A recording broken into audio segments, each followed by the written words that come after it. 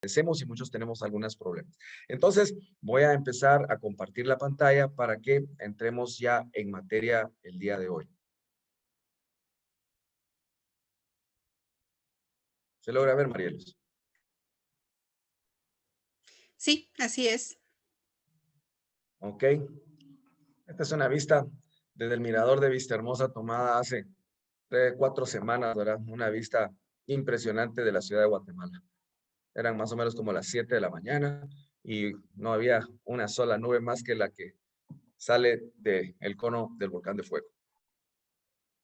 Entonces vamos a empezar el día de hoy a hablar de enfermedades del sistema gastrointestinales, pero para que entremos un poquito en concepto, quiero poner a ustedes unas láminas para que aprendamos algunos detallitos sumamente importantes de la anatomía del cuerpo.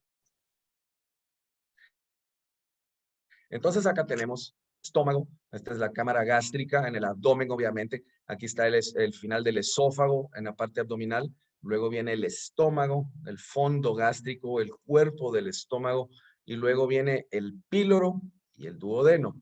Como pueden ver acá, esta imagen es del hígado, el hígado está levantado por estos tractores acá y la vesícula biliar. Entonces la vesícula biliar es la que se llena de bilis, precisamente para digerir las grasas, y tiene un conducto que viene por aquí atrás y que viene a desembocar a la segunda porción del duodeno. El estómago por dentro es como ustedes lo pueden ver en la parte derecha de la imagen, tiene un montón de arrugas, por así decirlo, y estos pliegues sirven específicamente para hacer que toda la comida se mezcle con el jugo gástrico.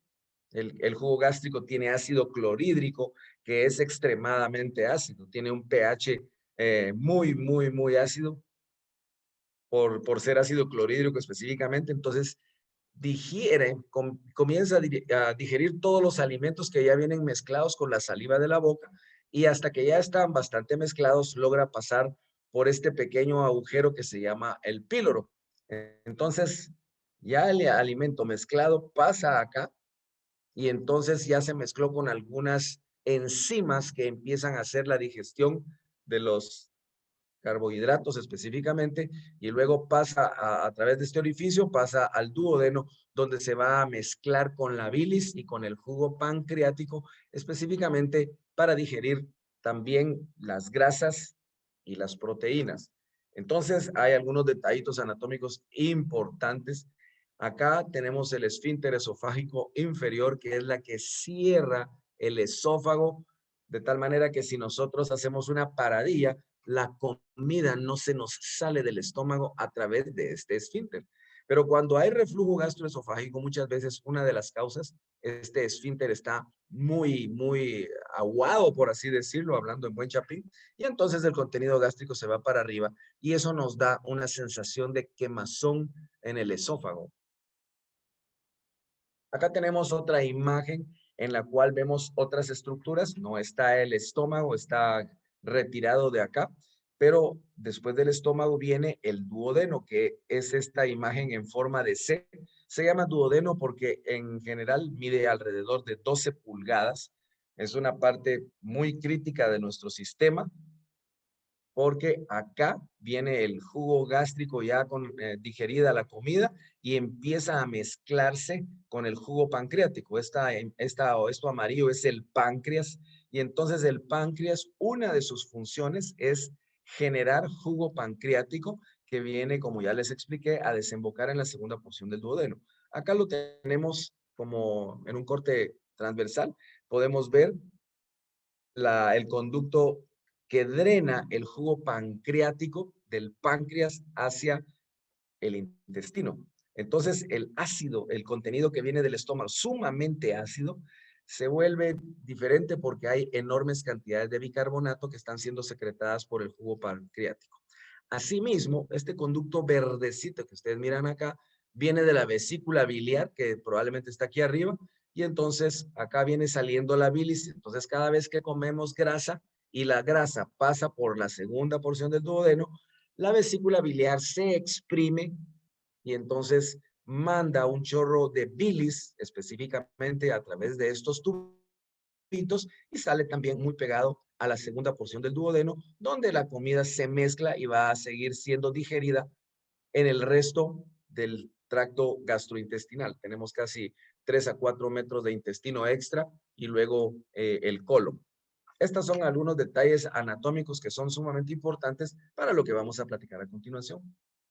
Entonces, para hablar específicamente de gastritis, entonces es una inflamación del revestimiento del estómago. Como ustedes pudieron ver, el estómago mantiene un ácido enorme, ácido clorhídrico producido por millones de glándulas que lo producen a nivel del estómago. Pero nuestro estómago tiene un revestimiento de moco muy especializado que logra aguantar esa enorme cantidad de ácido que nuestro estómago produce. Pero en algunas oportunidades hay generación de inflamación en ese revestimiento y esa inflamación puede ser de origen agudo, que empezó hace una semana, 2 semanas o 3 semanas, o crónico, que ya lleva meses, meses o años de que la persona lo padece. Y entonces, en algunas oportunidades, esta lesión y esta inflamación del estómago puede progresar a anemia porque pueden sangrar, puede generar gastritis, puede generar úlcera y en última instancia una degeneración maligna del tejido del estómago y volverse un cáncer. Algunos artículos que hemos consultado y que están publicados en el libro del glutatión lo consideran como un proceso normal del envejecimiento que conforme van pasando los años y los años y los años, las células del estómago pueden llevar a un envejecimiento y a generar cáncer. Por supuesto, no todas las personas lo van a desarrollar, pero es un proceso del envejecimiento propio del cuerpo. Ahora bien, ¿cuáles son las causas de la gastritis? Muchas veces está asociado con el estrés generalizado que la vida nos genera. Por ejemplo, ¿qué les dijera yo? El hecho de estar con coronavirus actualmente, ¿verdad? Eso genera estrés, el estrés económico, el estrés del tráfico, el estrés en la casa, el estrés laboral y una serie de elementos. Todo esto genera estrés y por lo mismo la producción del jugo gástrico se incrementa y eso nos puede dar gastritis. Reacción psicológica a la vida diaria, como los mencionaba, todo lo que acabamos de mencionar es sumamente importante como un factor generador de estrés. Traumas severos, fracturas muy grandes que generan estrés, las quemaduras muy severas. Nosotros tenemos en el Seguro Social pacientes que tienen 40, 50% de quemaduras en niños y en adultos puede darse esto también. Estas personas van a generar casi que sin duda úlceras de estrés, se les llaman específicamente, ¿verdad?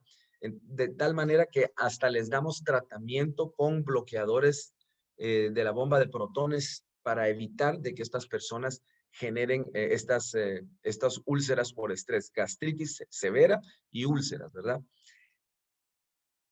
Toxinas, tales como el café en exceso, el alcohol en exceso, fumar en exceso y comidas muy condimentadas pueden generar en determinado momento también hiperproducción del ácido clorhídrico y al mismo tiempo generar gastritis y en última instancia úlcera.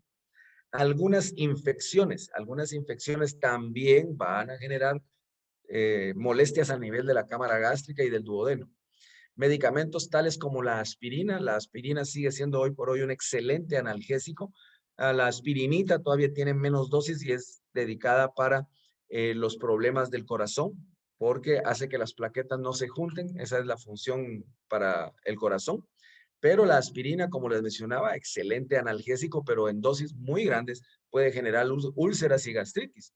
El uso de esteroides antiinflamatorios genera gastritis si las dosis son demasiado elevadas o el tiempo que se le ha dado a la persona estos medicamentos es muy prolongado. Todo esto genera gastritis y puede generar úlcera.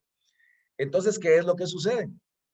Sucede que hay una erosión del revestimiento del estómago. Como ya les mencioné, el estómago está diseñado para poder aguantar todo ese estrés y todo esto en las diferentes capas que tiene.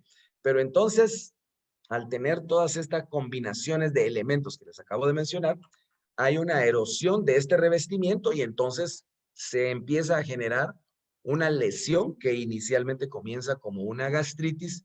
Esa gastritis empieza a profundizarse más, va dejando una herida abierta y estas heridas abiertas pueden sufrir dos complicaciones sumamente importantes.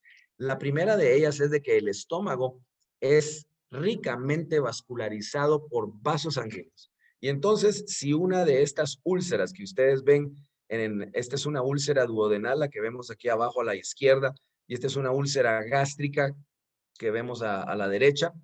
Si estas úlceras se profundizan más y abajo de ellas hay un vaso sanguíneo importante, lo pueden romper y entonces puede haber una hemorragia bastante severa que puede el paciente vomitar sangre hacia arriba o defecar sangre negra, tanto en la cámara gástrica como el duodeno. Entonces puede sangrar, también puede perforarse. Si esta úlcera, como ustedes ven acá en la parte superior de la imagen, empieza a corroer las diferentes capas del estómago, que aquí está la mucosa, submucosa muscular y la serosa. Si esta úlcera comienza a carcomer más hacia adentro y logra atravesar las 4 capas, entonces se perfora el estómago, se perfora el duodeno y eso ya es una complicación bastante más seria. Por lo mismo, el hecho de los sangrados crónicos puede generar anemia. Entonces, la anemia también es otro componente que puede relacionarse mucho con este tipo de enfermedades.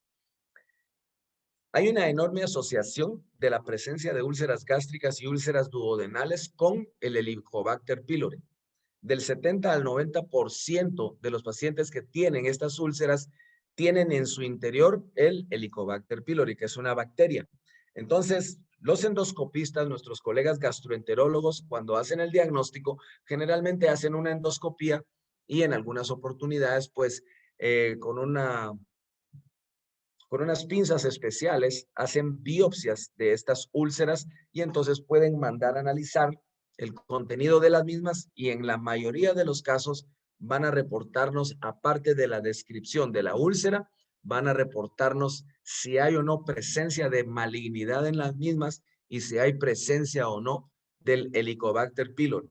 Porque si existe, hay que darle tratamiento al mismo porque si no, esa úlcera no va a cicatrizar o va a costar muchísimo que cicatrice.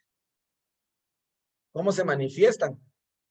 Cualquiera de nosotros podemos tener dolor abdominal y dolor abdominal que se localiza en el epigastrio. El epigastrio es la parte central del abdomen que está localizada por debajo del esternón, que es este huesito de aquí en medio.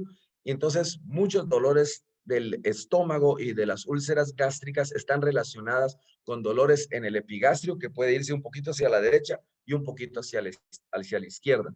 También sentimos una enorme acidez estomacal y en algunas oportunidades, las personas que han tenido úlceras, tanto gástricas como duodenales, que sangran, la sangre al pasar por todo el intestino se empieza a digerir y le da una coloración negra a las heces, de tal manera que el paciente presenta un signo que se llama melena, que son heces teñidas con sangre, pero con sangre que ha sido digerida. Entonces, ese es otro signo y muy característico de que el paciente tiene una úlcera sangrante. Ahora bien, ¿cuál es el papel del glutatión actualmente en esta enfermedad específicamente? Entonces, el glutatión, los niveles adecuados de glutatión en las células del estómago y del duodeno lo protegen de varias maneras. Está aprobado a través de múltiples artículos en diferentes universidades del mundo que se genera estrés oxidativo en la mucosa del estómago y del duodeno. Entonces, el glutatión elevado genera un escudo primario. En segundo lugar, va a desintoxicar de las sustancias potencialmente dañinas, algunas de ellas cancerígenas como las que vimos anteriormente, ¿verdad? La aspirina o algunos otros medicamentos que pueden ayudar a combatir dolores y molestias, pero pueden dañar otras cosas. Y hay algunas otras sustancias que pueden generar cáncer, ¿verdad? La carne asada demasiado quemada, que está completamente, hay personas que les gusta muchísimo comer la carne asada tremendamente cocinada y eso está probado que los nitritos de ese carbón cocinado puede generar cáncer si uno lo utiliza de una manera muy seguido, ¿verdad?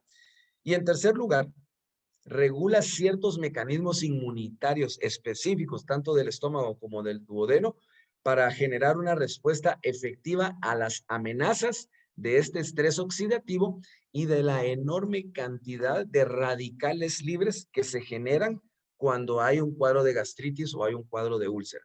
Entonces, cuando tenemos esos elementos ahí, entra el glutatión y empieza a trabajar, empieza a hacer su maravilla de desintoxicarnos, de generar una mejor protección y de mejorar los sistemas inmunes que nuestro cuerpo los puede tener un poco dañados. En algunos estudios, como este que les voy a comentar, hecho en Hungría por el doctor Balint, habla de la indometacina y el piroxicam, que son dos elementos que sirven, son antiinflamatorios, se utilizan con mucha frecuencia. Entonces, dieron glutatión y notaron significativamente menos efectos secundarios de estos dos. La indometacina y el piroxicam deben de darse en dosis adecuadas y por un periodo de tiempo no demasiado largo, como drogas antiinflamatorias para golpes, para lesiones, porque si se da demasiado elevado, puede efectuar y dar molestias. Entonces, al dar una droga en la cual hayan niveles elevados de glutatión, como por ejemplo el inmunocal que tiene cisteína consolidada, ellos lograron probar que habían mucho menor cantidad de efectos secundarios de estas drogas no esteroideas antiinflamatorias. Esto desde 1997 está descrito en una revista de toxicología y patología. El Helicobacter también necesita ciertas drogas para poder ejercer su función. El Helicobacter, como pueden ver acá, es una bacteria que se va a meter específicamente a esos lechos ulcerosos de la cámara gástrica o del duodeno. Y si no sacamos al Helicobacter a través de medicamentos, vamos a tener problemas porque la cicatrización va a ser sumamente difícil. Entonces, perdón, nosotros tenemos acá, muchas veces para el tratamiento del Helicobacter se necesitan de 3 a 4 drogas para poder eliminarlo de estas úlceras. ¿Verdad? Muchas veces se deja peptobismol, se deja amoxicilina clavulánico, un segundo antibiótico y drogas bloqueadoras de protones como para parar la gastritis, ¿verdad? Entonces se dejan hasta 4 medicamentos. Acá en el año 2000, el doctor Bell nos habla que el Helicobacter pylori reduce el glutatión intracelular en las células epiteliales del estómago. Y esto está relacionado con la dificultad para cicatrizar de esas mucosas. Entonces, elevando los niveles de glutatión, esta se revierte, haciendo que el Helicobacter empiece a desaparecer. De Bruin y Ducatel nos hablan de que el glutatión, la suplementación de glutatión oral drásticamente reduce al daño gástrico generado por el Helicobacter 2016. Entonces, no solo utilizando las medicinas alópatas, sino que utilizando un donador de cisteína que eleve los niveles de glutatión, está probado que el Helicobacter también va a disminuir mucho y vamos a poder cicatrizar esas úlceras. Un artículo del 2016. Eugen y Verhust hablan también de la erradicación del Helicobacter pylori restaura, hecho por la glutatión transferasa y su actividad en los niveles de glutatión en la mucosa antral del estómago. Esto está dado en una revista de cáncer de la Cancer Research de Japón en el 2001. Entonces, como ustedes pueden ver, en diferentes universidades de diferentes partes del mundo nos hablan de la erradicación del Helicobacter utilizando al donador de cisteína para poder elevar los niveles de glutatión y poder así, de otra manera, destruir a esta bacteria que está dando problemas. Una imagen del volcán de Pacaya de hace poco de la semana pasada. Así muchas veces las personas que tienen gastritis pueden sentirse.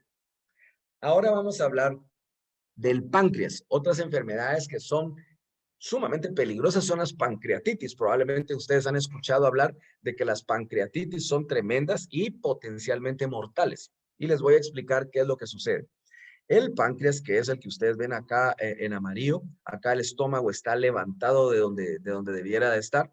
El páncreas está pegadito, muy pegadito al duodeno acá, y como ya vimos en la diapositiva inicial, drena su contenido acá a la segunda porción del duodeno. Pero la vesícula biliar que drena acá puede tener cálculos. Y entonces una de las causas más importantes de pancreatitis son los cálculos en las vías biliares. Pero déjenme decirles que el páncreas, ¿para qué sirve?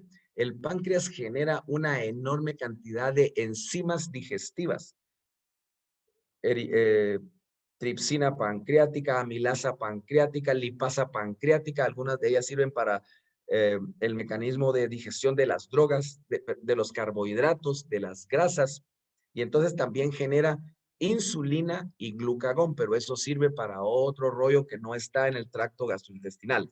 Esas dos hormonas sirven para hacer que el azúcar que nuestro cuerpo absorbe sea introducido a cada una de nuestras células, de tal manera que la diabetes está íntimamente relacionada con la función normal del páncreas. Pero aquí vamos a hablar de las enzimas que van a ayudar a la digestión. Entonces, ya que vieron ustedes dónde se ubica el páncreas, vamos a ver qué es lo que da la pancreatitis. La pancreatitis es una inflamación del tejido pancreático y entonces al inflamarse produce un dolor muy severo. Es un dolor que está por debajo del epigastrio, un poquito por arribita del ombligo, que se puede transmitir a la espalda, así como una banda que lo está rodeando a uno, muy severo. Se puede dividir la pancreatitis en pancreatitis aguda y pancreatitis crónica. La aguda es la que nos da inmediatamente y la pancreatitis crónica es aquella que lleva meses y puede volver a repetir, ¿verdad? Como les mencioné, puede ser mortal porque la sucesión de acontecimientos que vienen por una pancreatitis pueden generar daño al hígado, daño al riñón, daño a todos los otros sistemas y entrar con problemas pulmonares también y entrar la persona que tiene una pancreatitis severa en una situación que se llama fallo múltiple de sistemas. Entonces, lo que sucede es que las enzimas pancreáticas que el páncreas produce no logran salir al exterior porque la salida está bloqueada y entonces comienzan a digerir por dentro al mismo páncreas. Estas enzimas se activan y entonces al activarse comienzan a digerir al páncreas. Y al hacer eso, a través de los vasos sanguíneos, la enfermedad se puede regar a otros órganos y ser sumamente complicada. ¿Cuáles son las causas de la pancreatitis? La número 1, cálculos en las vías biliares y la número 2, alcoholismo. Vamos a revisar ahorita por qué los cálculos biliares generan pancreatitis. Muchísimas personas tienen cálculos en la vesícula biliar. Aquí tenemos en la parte superior derecha la vesícula biliar y entonces tenemos los conductos que llevan la bilis al intestino. ¿Ok? Acá tenemos el conducto, el colédoco, el conducto cístico, el conducto colédoco y por última instancia la ampolla de váter acá en la segunda porción del duodeno. Si un cálculo de la vesícula se traba acá en el conducto cístico, que es donde la mayoría de las personas tienen los cólicos enormes, entonces al paciente le va a dar una enfermedad que se llama colecistitis aguda. Entonces, la vesícula no puede drenar la bilis hacia afuera, se llena de bilis y da dolor, da cólico. Si hay muchos cálculos, los cirujanos, colegas, lo que hacen es un ultrasonido y si hay presencia de múltiples cálculos, quitan la vesícula biliar porque el hígado que está aquí arriba puede producir bilis a través de estos otros dos conductos y entonces pasa una bilis más rala al intestino, de tal manera que no necesitamos de la presencia de la vesícula. La vesícula sirve para hacer que la bilis se vuelva más espesa, pero muchísimas personas están en la calle siendo operadas de la vesícula y no tienen mayor problema. El problema está cuando uno de esos cálculos se pasa el conducto cístico y se mete al conducto colédoco, que es esto, que es este verde que ustedes ven por acá. Si se tapa acá el colédoco, al paciente, como dice la canción, se le sube la bilirrubina y se pone amarillo como que es canario. Entonces nuestros colegas gastroenterólogos pueden utilizar una endoscopía e insertan un endoscopio hasta esta porción y a través de una vista lateral meten una pequeña pinza especial con la cual logran sacar el cálculo. Pero a los pacientes que el calculito se traba en la mera salida de la ampolla de váter, este que está acá es el conducto pancreático. Entonces, un cálculo de la vesícula que tape esta salida acá, tapa el conducto pancreático y produce pancreatitis. Esa es la razón por qué los cálculos de la vesícula biliar pueden tapar el conducto del páncreas y así generar una pancreatitis cuyo problema es bastante grande. Si se hace el diagnóstico de que es un cálculo, entonces de nuevo, nuestros colegas gastroenterólogos hacen una endoscopía, lo que nosotros llamamos un ERCP, y entonces logran en algunas oportunidades poder extraer estos cálculos y así liberar la salida del jugo pancreático. Pero aún así, el daño provocado por las enzimas que ya empezaron a digerir el páncreas ya está causado. Entonces, la segunda causa es alcoholismo.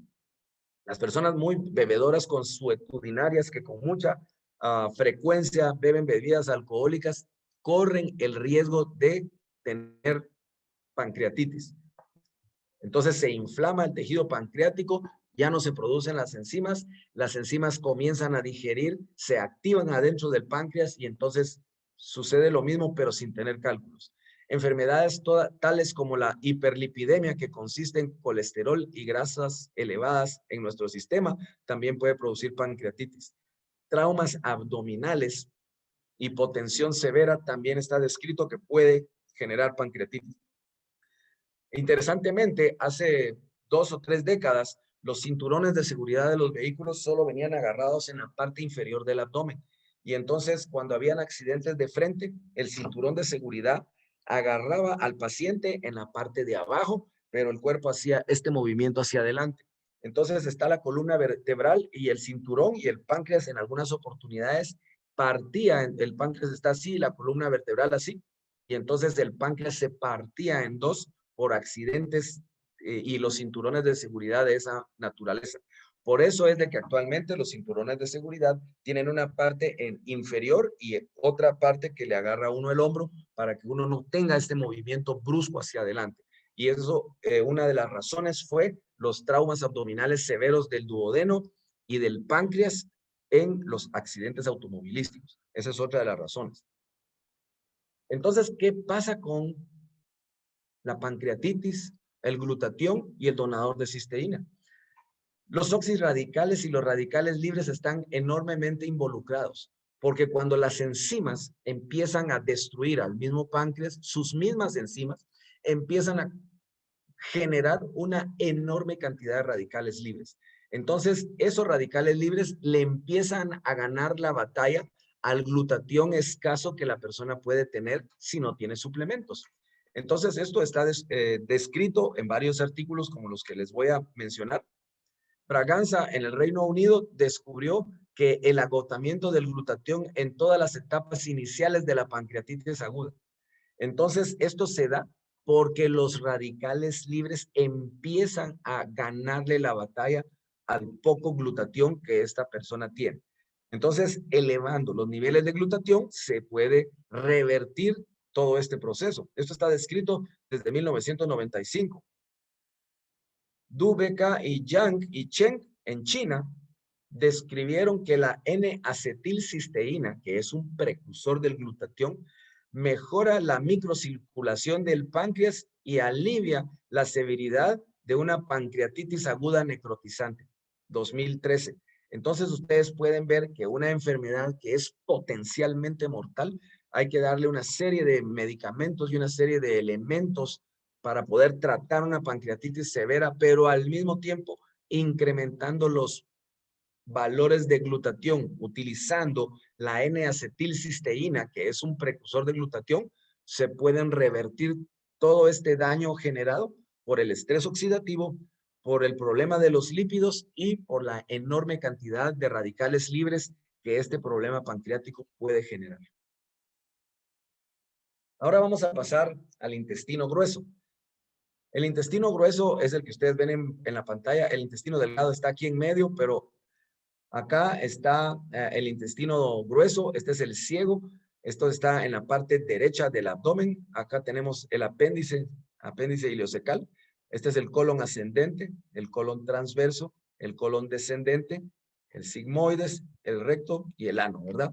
Entonces, todo esto es sumamente importante porque muchos de los alimentos ya han sido absorbidos en el intestino delgado y los residuos van pasando acá, pero se pueden generar muchas enfermedades, tanto inflamatorias como de origen canceroso en diferentes partes del intestino grueso, así como algunas otras enfermedades de mala absorción. Entonces, por ejemplo, existen algunas enfermedades inflamatorias del colon, tales como la colitis ulcerativa. ¿Qué es esto? Es la inflamación del intestino grueso. Esta fotografía está al revés, en realidad. Puede generar úlceras en la mucosa del colon y esas úlceras, así como las del duodeno y como las del estómago, pueden presentarse en el colon. Y lo mismo, pueden generar hemorragia y pueden generar perforación, dan dolor, dan diarreas con sangre, producción de muchos gases y elementos que pueden molestar a la persona que está padeciendo del problema. Muchas veces el colon se infla con gas y eso genera distensión abdominal y dolor, porque el intestino puede dilatarse hasta cierto grado, pero si se dilata más de la cuenta, genera dolor. Por lo mismo, empieza un proceso infeccioso y puede haber fiebre.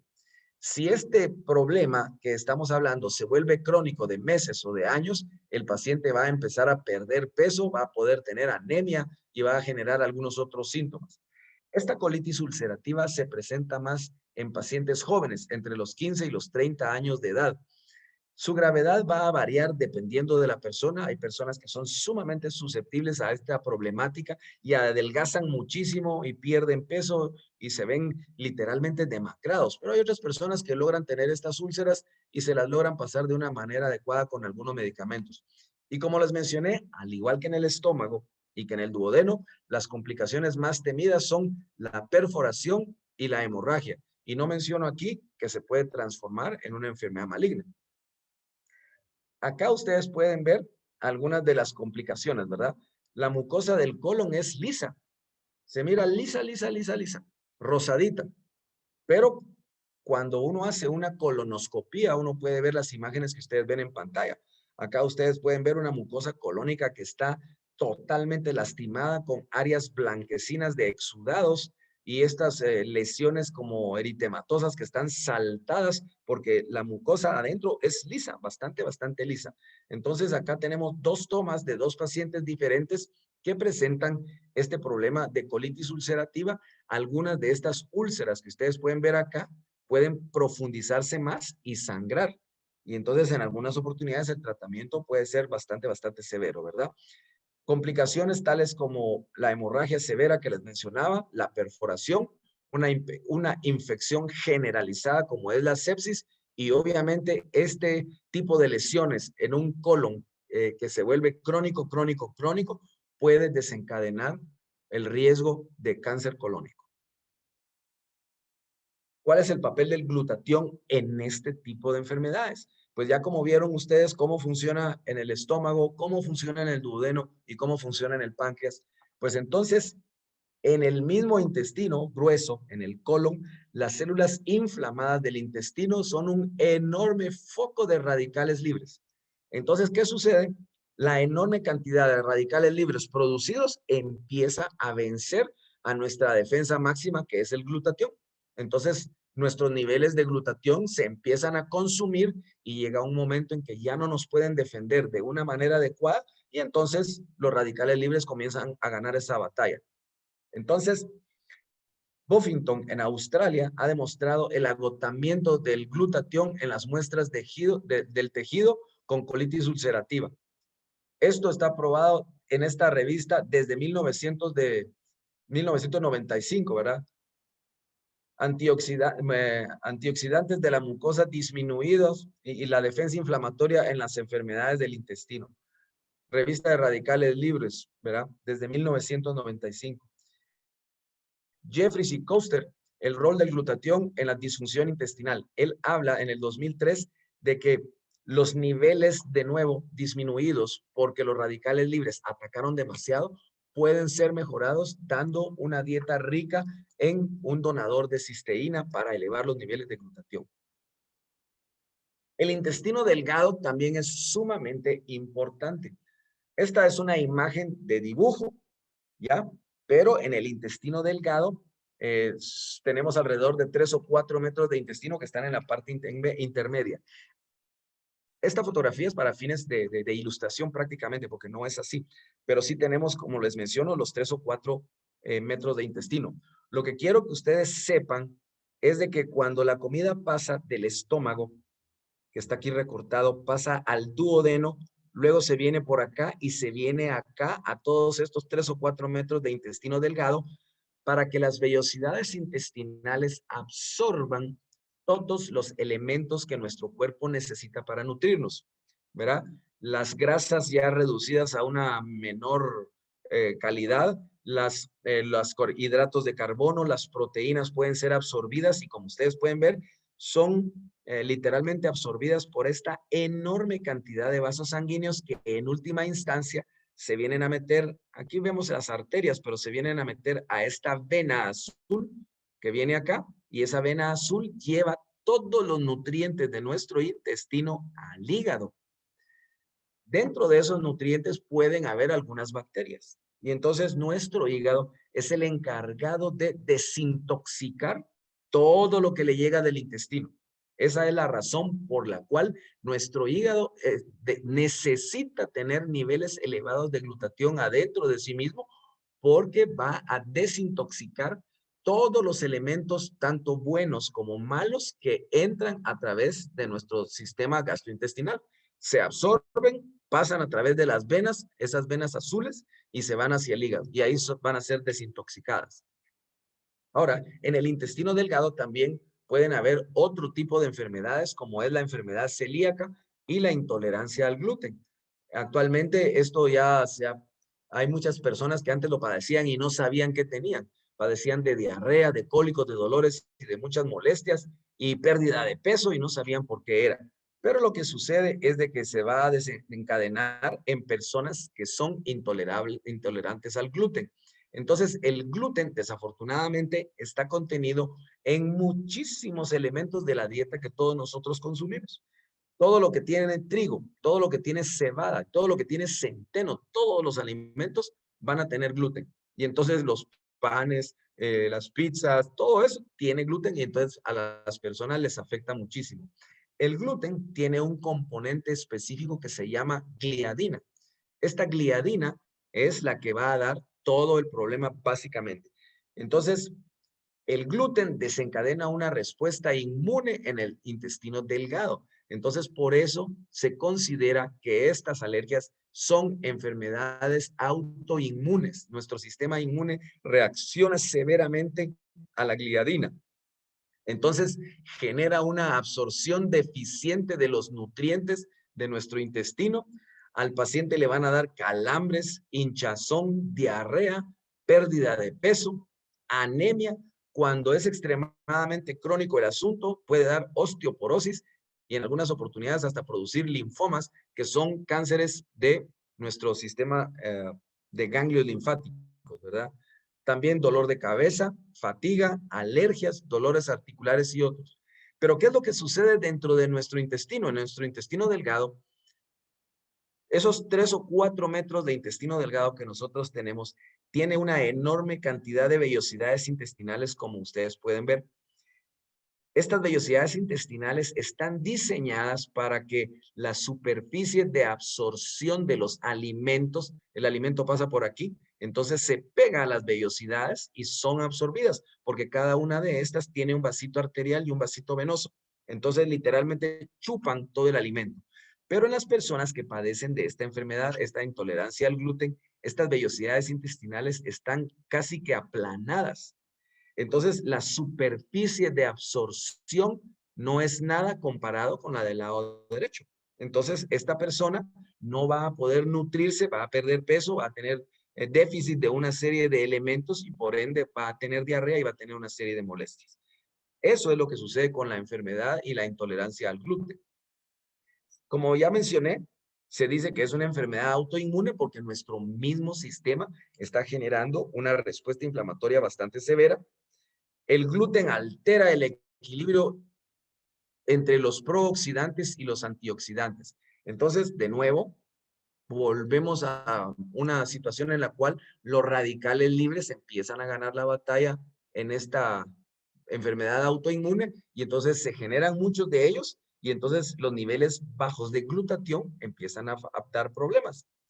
Se agotan los antioxidantes, ganan los radicales libres y especialmente el glutatión, que es el más importante de los antioxidantes que intracelulares específicamente no van a poder combatir a esos radicales libres que están aumentando. Y todo esto pues es más evidente en los niños porque esta enfermedad se manifiesta desde muy temprana edad. Y en los niños es peor porque evita un desarrollo adecuado. Los pacientes no crecen lo suficiente, son muy delgados, tienen problemas bastante complicados. Pero existen, para elevar los niveles de glutatión y sus compuestos relacionados, son significativamente más bajos en la enfermedad celíaca. Entonces, los estudiosos de diferentes universidades han medido los niveles de glutatión en intestinos normales y en intestinos con enfermedad celíaca. Y entonces, en las mismas celulitas del intestino delgado, han determinado que los niveles de glutatión intracelular están extremadamente bajos. Stojlovic y colaboradores hablan en el 2009 de que el estado antioxidante y la peroxidación lipídica en el intestino, en la mucosa del intestino delgado de niños con enfermedad celíaca. Entonces, ellos mencionan en su artículo cabalmente lo que les estaba platicando. La mucosa del intestino se pone plana, no logra absorber los nutrientes de nuestro cuerpo, los niveles de glutatión están disminuidos, la peroxidación lipídica y los radicales libres sumamente aumentados y los niveles de glutatión intracelulares bajos. Entonces, ellos proponen al final del artículo que elevando los niveles de glutatión intracelulares, el cuerpo va a tener la capacidad de poder enfrentar a esos radicales libres y también a la peroxidación lipídica. Wahab, Peters y Rolfos también hablan que la glutatión S-transferasa, que es una enzima que desdobla el glutatión en el intestino delgado, en la mucosa del intestino delgado de los pacientes con enfermedad celíaca. Entonces, no solo el glutatión es el que puede tener problemas, porque para que el glutatión funcione necesita de algunas enzimas que lo activen como esta, la glutatión S-transferasa. Entonces, ese activa el glutatión para que pueda funcionar de una manera adecuada en el cuerpo. Pero hay personas que tienen una deficiencia de esa enzima. Tal vez sus niveles de glutatión están bien, pero esa enzima es la que está dando el problema. Y entonces hay maneras de poderlas utilizar, ¿verdad?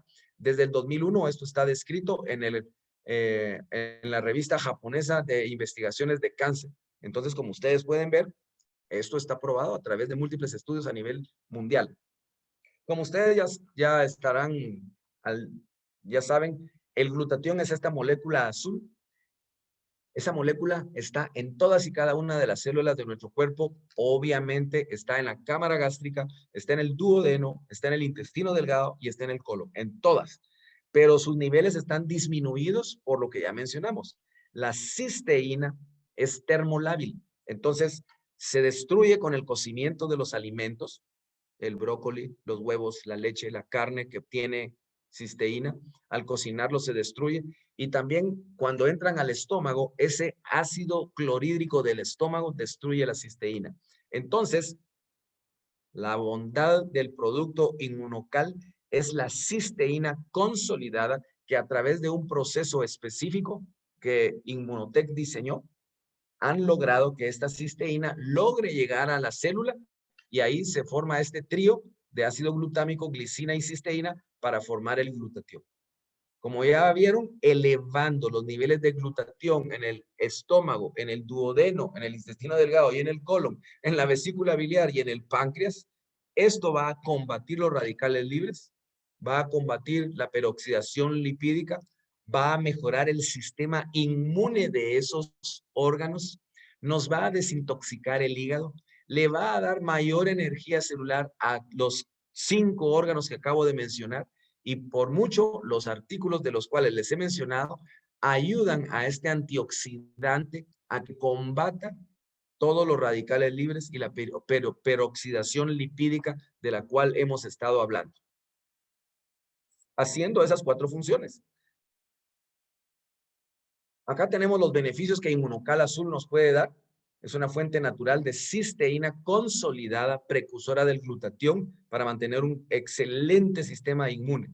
Desintoxica el hígado, los riñones, los pulmones y el sistema cardiovascular. Previene y contrarresta el estrés oxidativo de todas las células de nuestro cuerpo. Ayuda a la reparación del ADN. Esto no lo mencioné, pero esto es sumamente importante porque cuando las células están expuestas a demasiado ácido o a demasiado problema de la pancreatitis, las células se degeneran y pueden generar cáncer. Y aquí es donde la maravilla del producto, la hebra de ADN que está empezando a dañarse, llega el glutatión, destruye a los radicales libres que están atacando a esa hebra de ADN y evita que a la persona le dé cáncer. Así es como esto funciona. Ayuda a aumentar la fuerza y la masa muscular, ayuda a construir y a reparar los tejidos del cuerpo y sumamente importante, no tiene riesgo de toxicidad ni de sobredosis. El plateado, todo lo anterior más ayuda a la función muscular y a los huesos saludables, ayuda a personas de mayor desgaste físico con enfermedades crónicas, altamente recomendado para personas de alto rendimiento, sobre todo deportes o para personas mayores de 35 años, etcétera. Y acá, pues ustedes pueden ver algunas de las situaciones de que nuestro cuerpo puede ayudar. Entonces, como ustedes acaban de escuchar, la manera como el glutatión funciona en nuestro cuerpo ayuda muchísimo a que podamos nosotros, elevando los niveles de glutatión, evitar los problemas de la úlcera gástrica, evitar las úlceras duodenales, evitar la gastritis. Obviamente no solo utilizar el glutatión, hay ciertas medidas. Tomar dieta, consumir menos café, consumir menos tabaco, llevar una dieta adecuada, hacer ejercicio, comer comidas que tengan bastante fibra para que no pase por el colon las heces y podamos defecar todos los días. Entonces hay una serie de elementos muy significativos. Pero déjenme decirles que elevar los niveles de glutatión es extremadamente importante para evitar las enfermedades que acabamos de mencionar. Esta fotografía fue tomada hace alrededor de una semana cuando el volcán de Pacaya estaba en erupción y lanzaba estos enormes chorros de ceniza sobre partes de la ciudad capital, sobre Escuintla, Antigua, etc. Muchas gracias por su atención. Es un verdadero gusto.